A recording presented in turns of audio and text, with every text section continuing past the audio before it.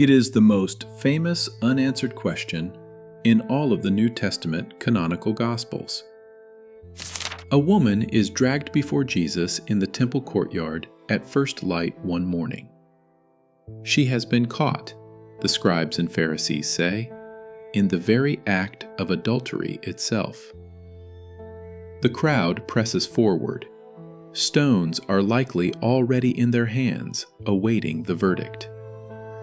The law of Moses says she must die. The Roman law forbids the Jews from executing. They turn to Jesus and ask him directly, "What do you say should be done?" This is a perfect trap, carefully prepared by his enemies to destroy his ministry forever. If Jesus says stone her, he breaks Roman law. He would be reported to Pilate immediately. If Jesus says release her, he breaks the law of Moses. He would be discredited as a teacher. There is no third option. The trap is mathematically tight. They have him cornered completely. But Jesus does something that no rabbi in all of Jewish history has ever done. He stoops down. He writes with his finger on the dusty ground of the temple floor. He does not answer. He does not look up. He simply writes silently in the dirt. And this is the most extraordinary, baffling, and least explained moment in all of the four Gospels. What did Jesus write that morning in the dust of the Jerusalem temple courtyard? Welcome. My name is Brother Aurelian, and today I want to walk you through the strangest single act recorded of Jesus. It is the only place in any canonical gospel where Jesus is recorded writing something with his own hand. We will look at the Greek text itself, at the vocabulary, and at the manuscript history of the passage. We will look at the 6 major scholarly theories about what those marks in the sand actually meant. We will look at the strangest textual problem in the New Testament, the Pericope Adulterae. Every source in this video is cited and linked in the description below for you to verify yourself. By the end, you will understand why this is the most argued passage in all of New Testament scholarship. The passage in question is John chapter 7, verse 53, through chapter 8, verse 11. Scholars call it the Pericope Adulterae, Latin for the passage of the adulteress, briefly. It is one of the most beloved and famous stories of Jesus in all of Christian history. Every Sunday school child in the Western world knows the punchline of the story by heart. He who is without sin among you, let him cast the first stone at her. It is preached endlessly from pulpits across all of Christendom every single weekend of the year. It is the foundation text for Christian mercy, forgiveness, and the rejection of self-righteous judgment. But it is also the most textually disputed passage in the entire New Testament canon today. Let us begin by reading the scene itself, carefully, in the Greek text as it stands. It is early morning in Jerusalem, during the Feast of Tabernacles, sometime in late autumn. Jesus has gone to the Mount of Olives to spend the night in prayer alone.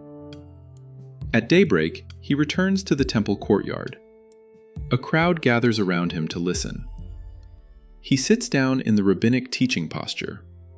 The disciples and visitors press in close. Suddenly, the scribes and Pharisees interrupt with extreme force, dragging a woman through the crowd toward him. They set her in the middle of the gathering. Everyone can see her. Everyone can see her shame. She has been caught, they declare loudly, in the very act of adultery itself. The Greek phrase used is ep autophore, literally meaning caught in the act with no defense possible. This is the legal technical phrase from Greek-speaking Jewish jurisprudence of the 1st century itself. It means there are witnesses to the actual sexual act, not merely suspicion or rumor. The Jewish law on adultery is found in Leviticus 20, verse 10, and Deuteronomy 22. The man who commits adultery with another man's wife shall surely be put to death. Both the adulterer and the adulteress shall be put to death. Both, not just one. Now here is the first detail that every careful reader of this story should immediately notice. If the woman was caught in the very act of adultery itself, where is the man? The Mosaic law requires that both parties be stoned. The man is unaccounted for entirely. This single missing detail tells us that the scribes and Pharisees are not pursuing justice here. They are using this woman as a legal pawn to trap a religious teacher they fear. The scribes and Pharisees turn to Jesus with their carefully prepared question, ready to spring the trap. Now Moses, in the law, commanded us that such should be stoned. What do you say? The Greek text of John explicitly says, "They said this, testing him, that they might have grounds to accuse him." Now we have to understand what is happening here legally in the first century Roman occupation. The Romans had taken away the right of capital punishment from the Jewish authorities by this time. John chapter 18 verse 31 confirms, "It is not lawful for us to put anyone to death." Only the Roman governor, Pontius Pilate, could authorize execution within Jerusalem and the surrounding province. If Jesus says, "Yes, stone her," he is encouraging the Jews to violate Roman law openly. He would be reported to Pilate as a seditious teacher, inciting illegal capital punishment in Judea. If Jesus says, "No, do not stone her," he is publicly contradicting the law of Moses. He would be discredited as a teacher who rejects the Torah, the foundation of Jewish religion. The Pharisees believe they have constructed the perfect logical bind for him to fall into. There seems to be no third option that does not destroy his teaching ministry entirely now. And this is the moment when Jesus does something that no other rabbi in history has done. The Greek text says it precisely. Jesus, stooping down, with his finger wrote on the ground. He does not answer. He does not raise his eyes. He does not engage with the crowd. He stoops to the dusty ground of the temple courtyard and begins to write with his finger. This single gesture has puzzled biblical scholars, theologians, and ordinary readers for nearly 2,000 years. Let me now address the Greek verb itself, because it carries an enormous amount of meaning. The verb used in verse 6 of John chapter 8 is kah-teh-grah-fen, pronounced egraphen. It is the imperfect tense of the basic Greek verb grapho, meaning to write. It means simply, he was writing, an ongoing past action, continuous rather than complete. But here is where the textual mystery deepens significantly for any serious New Testament scholar today. In verse 8, when Jesus stoops down a second time to write, the verb changes entirely. The text now uses kah-teh-grah-fen, pronounced kah-teh-grah-fen, a different verb form altogether. This is the imperfect of kah-teh-grapho, which has a much more specific meaning. It can mean to write down in the sense of a formal record or registry document, but it can also mean to write against someone, to write down their accusations formally. That second meaning carries strong forensic and legal overtones in 1st century Greek usage. To kah-teh-grapho someone is to register a charge against them in writing for the record. This is the technical vocabulary of accusation, of bringing legal charges before a judge or court. Now, some manuscripts of John use egraphen in both verses 6 and 8 without variation. Other manuscripts use kah-teh-grah-fen in both verses 6 and 8 with no distinction at all. but the critical Greek edition of Nestle-Aland preserves the distinction. Kah-teh-grah-fen first, kah-teh-grah-fen second. If that distinction is original, it carries enormous theological and legal significance to the scene. It would mean Jesus first wrote something general, and then wrote something specific against them. Bruce Metzger, the great American textual scholar, noted this verb shift in his famous commentary. He wrote, "The change from grapho to kah-teh-grah-fen may be significant, suggesting different content." Other scholars argue the variation is simply a scribal stylistic preference, with no real meaning at all. But many ancient Greek commentators believed the second verb explicitly meant Jesus was writing actual accusations. Let us now turn to the major theological theories about what exactly Jesus wrote on the ground. There are 6 main scholarly theories that have been advanced over the past 2,000 years. The first theory connects the passage directly to a verse from the prophet Jeremiah himself. Jeremiah chapter 17, verse 13, contains a remarkable line. "All who forsake you shall be ashamed." It continues, "Those who turn away from you shall be written in the earth, in the dust." Because they have forsaken the Lord, the fountain of living water, Jeremiah's striking warning to Israel. The image of being written in the earth is rare and theologically distinctive in the entire Hebrew Bible. It means rejection from the book of life, names written in earth, not in stone or heaven. Many ancient Christian commentators argued Jesus was deliberately invoking Jeremiah 17, verse 13, here precisely.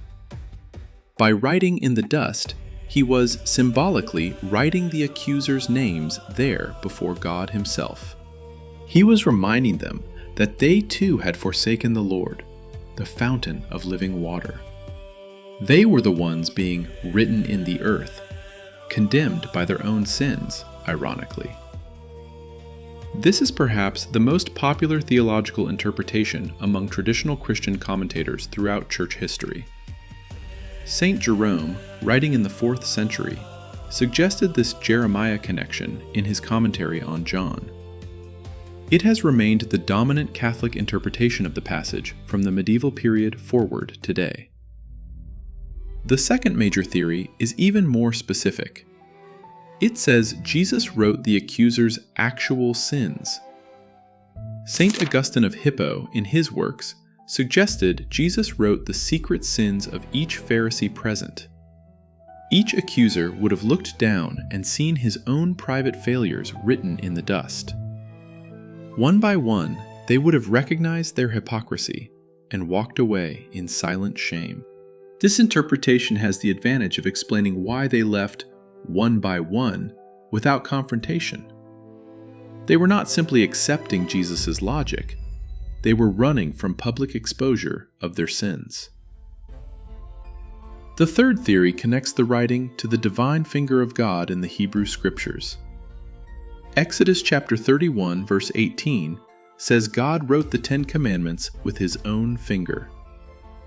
Deuteronomy chapter 9, verse 10 repeats this. Tablets of stone written by the finger of God.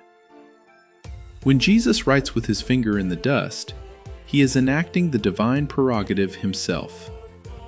He is claiming, by gesture, what only God in the Hebrew Bible has the right to claim. The very act of writing with the finger is a Christological declaration without any spoken words. This theory has been emphasized in particular by modern theological commentators of the 20th century. It connects the act not to specific content, but to the symbolic identity of the writer himself. The fourth theory connects the writing to the Daniel chapter 5 Belshazzar moment in Hebrew Bible.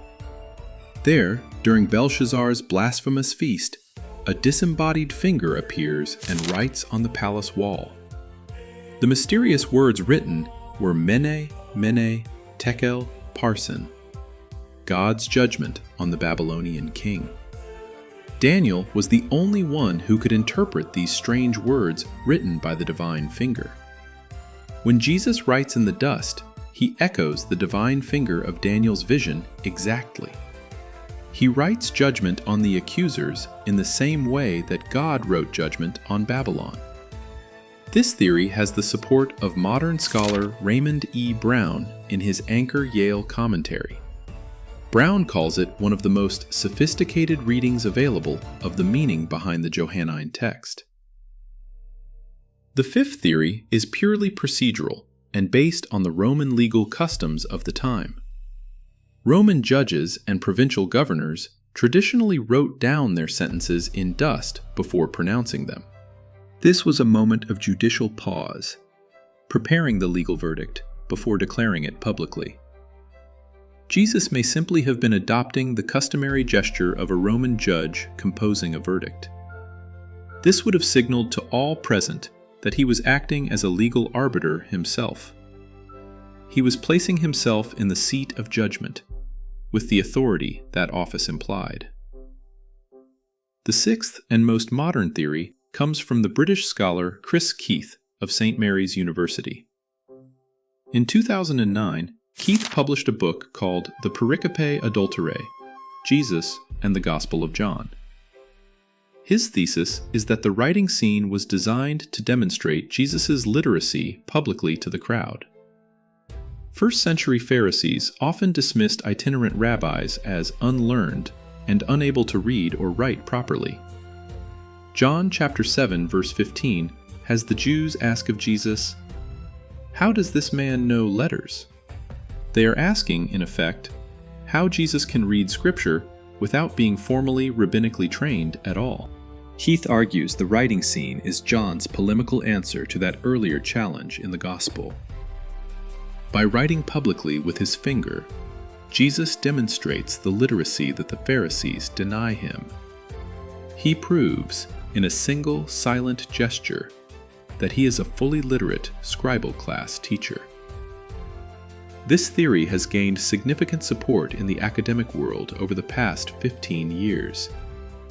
It addresses the gesture rather than the content, and avoids the speculative guessing of older interpretations. Now let us return to the scene itself, the moment after Jesus has finished his first writing. The Pharisees continue to press him for an answer, ignoring his strange, silent gesture in the dust. He finally stands up. He looks at them directly. He speaks the most famous sentence of his ministry. "Let him who is without sin among you, let him first cast a stone at her." The Greek phrase here is brilliantly constructed in its rhetorical and theological precision throughout the passage. The word for without sin is anamartitos. Anamartitos, meaning entirely free from any wrongdoing. It is a strong absolute word, not a relative or comparative judgment of moral character at all. Then Jesus stoops down again. He writes a second time on the ground with his finger.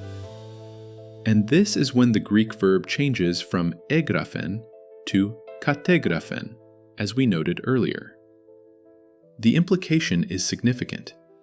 Whatever he wrote the second time, it was different in character. Perhaps it was the specific sins of the accusers, now made explicit after his rhetorical challenge. Perhaps it was the Jeremiah 17 passage in detail, written as visible scripture in the dust. Perhaps it was the names of each accuser, written as a kind of divine indictment scroll. We cannot know for certain. The text does not tell us. The Gospel author leaves this open. What we do know is what happened next. The accusers began to leave the courtyard slowly. The Greek text says, "They went out one by one, beginning with the eldest, even to the last." This is a remarkable detail. The eldest left first, then progressively the younger ones followed silently. Some commentators argue that the elders left first because they had the most secret sins. Others argue that the elders left first because they understood the legal trap had collapsed entirely.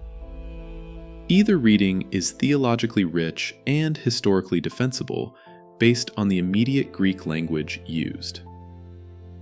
The woman remained alone before Jesus.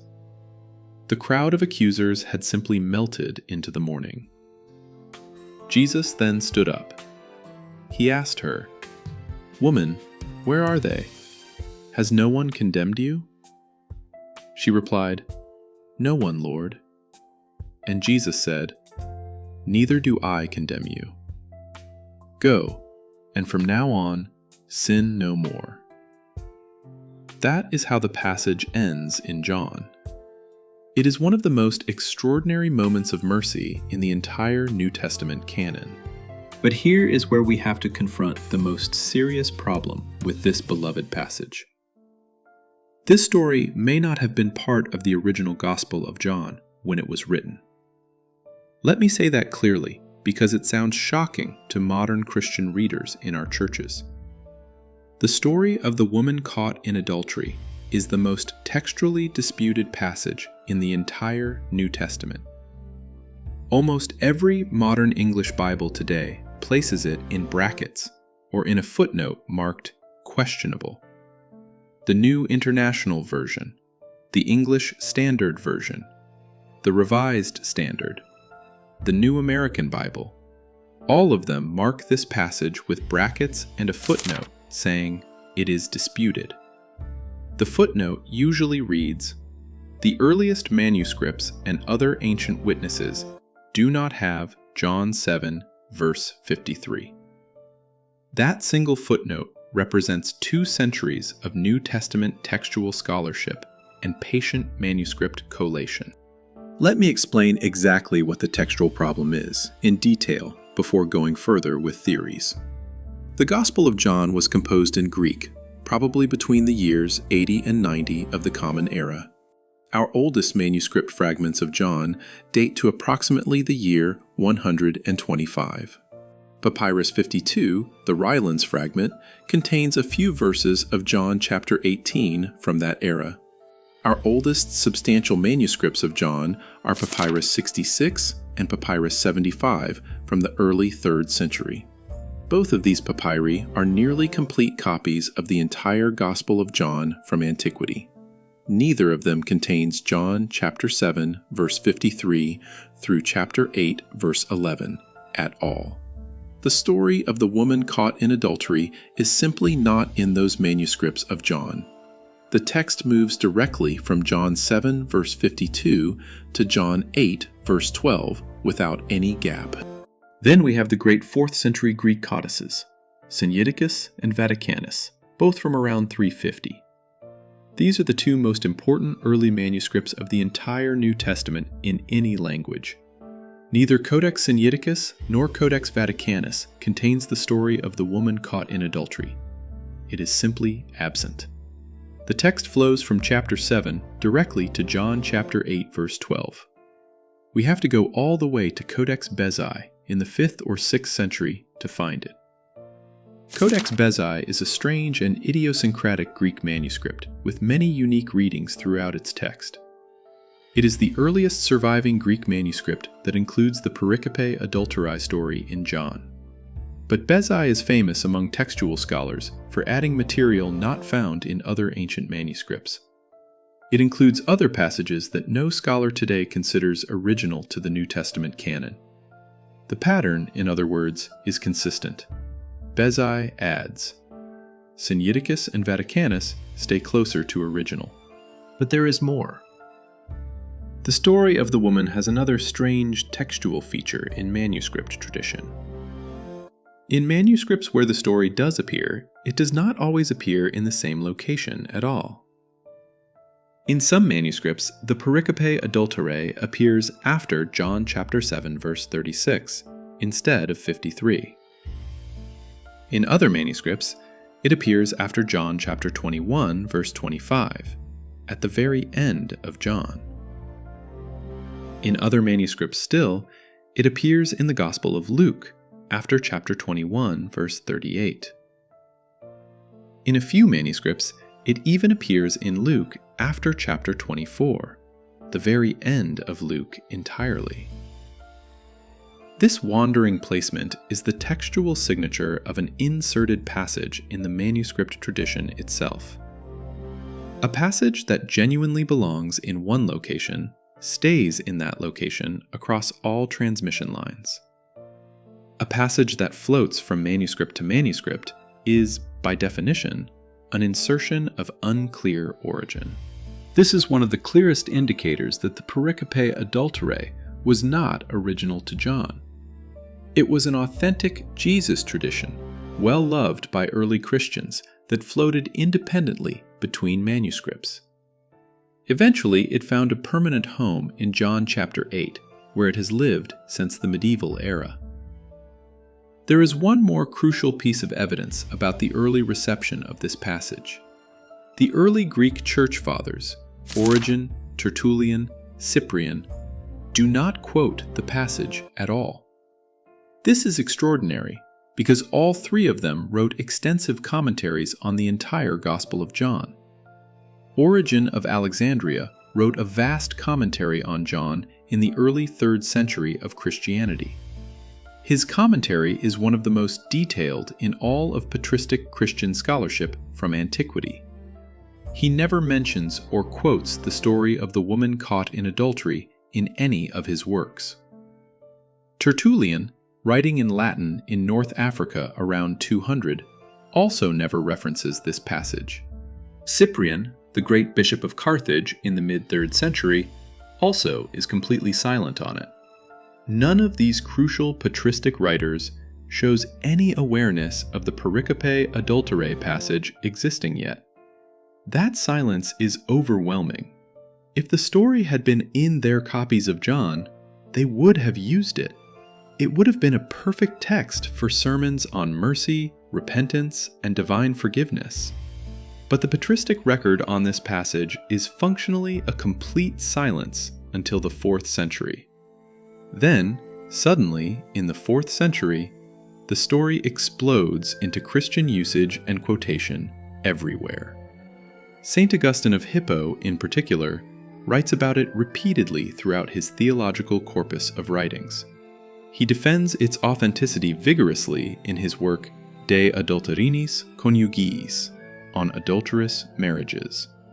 Augustine wrote this work approximately in the year 419 of the Common Era. His defense contains one of the most cited explanations of the textual problem in all of church history. Augustine wrote, "Certain persons of little faith, or rather enemies of the true faith, removed the passage." He continues, "Fearing, I suppose, lest their wives should be given impunity in sinning by it." In other words, Augustine claimed the story had been removed by squeamish scribes worried about wifely sin. They feared, in his telling, that any wife who heard the story would commit adultery freely, and so they cut the passage from their manuscripts to protect their own marital arrangements at home. This is the classic traditional Catholic position on the textual problem of the Pericope Adulterae. It is also the position defended by some modern conservative Protestant textual scholars to this day. Maurice Robinson and the Byzantine Priority School argue the passage was original to John from the start. They argue the early Alexandrian manuscripts represent a scribal omission, not the original Johannine text itself. But the modern critical consensus, based on the manuscript evidence, has moved decidedly away from Augustine. Bruce Metzger, in his textual commentary on the Greek New Testament, summarized the modern view clearly. He wrote, "The evidence for the non-Johannine origin of the pericope of the adulteress is overwhelming." Bart Ehrman, the prominent American textual scholar, has echoed this view in numerous popular works since. Daniel Wallace, a conservative evangelical scholar, has also concluded the passage is not original to John itself. Even most modern Catholic biblical scholars acknowledged the passage was not in the original Greek text. The Pontifical Biblical Commission has been notably reserved on the question for nearly a century now. But here is the genuinely fascinating part. Most of these same scholars believe the story is authentic. That is, they believe Jesus actually did encounter a woman accused of adultery in this dramatic way. They believe the story circulated orally among the earliest Christian communities of the first century itself. They believe it was finally written down and attached to John at some point in the 2nd or 3rd century. This combination of conclusions matters. The passage is not original to John, but the story may be authentic. The earliest direct evidence we have for the story comes from a remarkable patristic figure named Papyrus. Papyrus of Hierapolis lived in the early 2nd century, around the year 125. He was the bishop of Hierapolis in modern western Turkey and a friend of the Apostle John's circle. Papyrus wrote a 5-volume work called Expositions of the Sayings of the Lord, Sayings of Jesus. His original work is lost to us, but quotations survive in the church historian Eusebius of Caesarea. In his Ecclesiastical History, Book 3, Chapter 39, Eusebius writes about Papyrus's lost work himself. He reports that Papyrus tells another story about a woman accused before the Lord of many sins. This is the earliest reference we have to the story of the woman caught in adultery anywhere. Papyrus linked the story not to John, however, but to the Gospel of the Hebrews instead. The Gospel of the Hebrews was an early Jewish Christian gospel that did not survive into the canon. It was used by Jewish Christians like the Nazareans and the Ebionites in the 1st centuries. Many of its passages have been preserved only as quotations in later patristic Christian writers' works. If Papyrus is correct, the woman's story originally belonged to the Gospel of the Hebrews itself. It was an authentic Jesus tradition that floated independently in early Jewish Christian communities for centuries. Eventually, in the 3rd or 4th century, it was attached to John's Gospel by Greek scribes themselves. This is the scholarly consensus reconstruction of the textual history of the Pericope Adulterae passage today. But there is one more piece of evidence we should consider before reaching our final conclusions. The Didascalia Apostolorum is a 3rd century Syriac Christian church order document from the Eastern Church. It contains the earliest explicit reference to the story as a teaching tool of the Christian Church. The Didascalia uses the story to teach Christian bishops about the forgiveness of sinners in their communities. It quotes the story in detail and treats it as authoritative scripture, though linked to no specific gospel. This places the story firmly in Eastern Christian usage by approximately the year 230. It was clearly already in oral and possibly written circulation in the Syrian church by then. So when did it finally migrate into the actual Greek manuscript tradition of John's Gospel itself? The current scholarly estimate places that migration somewhere in the late 4th or early 5th century. Augustine, writing around 419, already treated it as a Johannine passage entirely. But the Greek manuscripts that include it date primarily from the 6th century onward, not earlier. So we are looking at a roughly 4th to 5th century migration into the established Greek text of John. The Pericope Adulterae was added to John's Gospel approximately 300 to 400 years after Jesus. But the story itself almost certainly preserves an authentic encounter from the historical ministry of Jesus. It was simply preserved in a different oral and literary stream from the canonical 4 Gospels. Now we have to ask the question we began with. What did Jesus actually write in the sand? The honest scholarly answer is genuinely unsettled and contested across the broader academic community itself. We do not know. The text does not tell us. The Gospel author leaves it open entirely. But we have 6 major scholarly theories, each with significant evidence and patristic support behind it. He may have invoked the prophet Jeremiah's image of writing in the earth for those who forsake the Lord. He may have written the specific sins of the accusers, exposing their hypocrisy in dust silently. He may have written with the divine finger, echoing the writing of God in Hebrew Scripture itself. He may have invoked Daniel 5 and the writing on the wall at Belshazzar's blasphemous feast. He may have adopted the Roman judicial custom of writing a verdict in the dust before declaring it. Or he may have demonstrated his own literacy to those who had questioned it in the earlier chapter. Each of these readings carries some weight and finds support in different scholarly traditions today. They are not all mutually exclusive of one another. Multiple readings could be simultaneously true. Jesus may have invoked Jeremiah while also demonstrating literacy and exercising divine judicial authority all at once. This is the genius of the gospel text. It refuses to close the interpretation with a single meaning. It leaves the meaning open, precisely so that each reader can encounter the moment for themselves. What does seem clear is the theological purpose of the writing in the unfolding gospel narrative. Jesus refused to be trapped by the carefully prepared legal question of his Pharisaic opponents that morning. He refused to answer their question on their own terms, or on their own framing entirely. Instead, he shifted the entire frame from the woman's guilt to the accuser's own moral standing. He turned a trap about Roman versus Mosaic law into a confrontation with personal hypocrisy itself. And he did so without speaking. He did so with a gesture that was older than spoken words. He stooped. He wrote in the dust. He let the silence do the rhetorical work for him. That single silent gesture is one of the most studied moments in all of Christian history forever. For 2,000 years, theologians, mystics, painters, poets, and ordinary readers have wondered about it. Rembrandt painted it in the 17th century, showing Jesus crouched in the dust before the woman.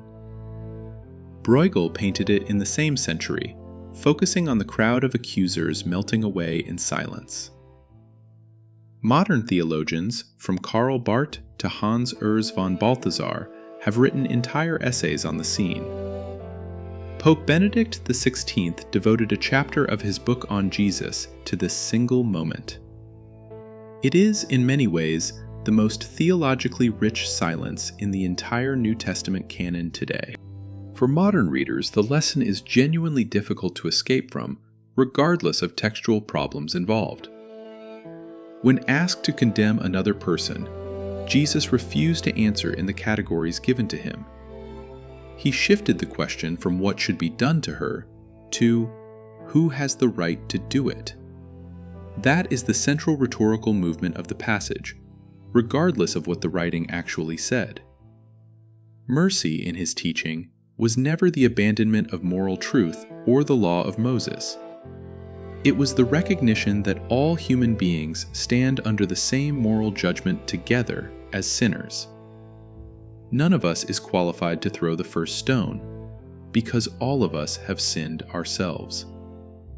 And in that silent gesture in the dust, Jesus made this lesson permanent in Christian memory itself. If careful, source-by-source unpacking like this is what you came here for, please subscribe to the channel. Twice a week, we explore the figures, traditions, and forgotten chapters Christianity has only half remembered, together. Every claim in today's video is sourced in the description below. Greek manuscripts, peer-reviewed studies, patristic writings. Check them. Argue with them. That is the only way this kind of careful work stays honest over time. Until then, thank you for watching, and please, keep asking the difficult questions about your own religious tradition.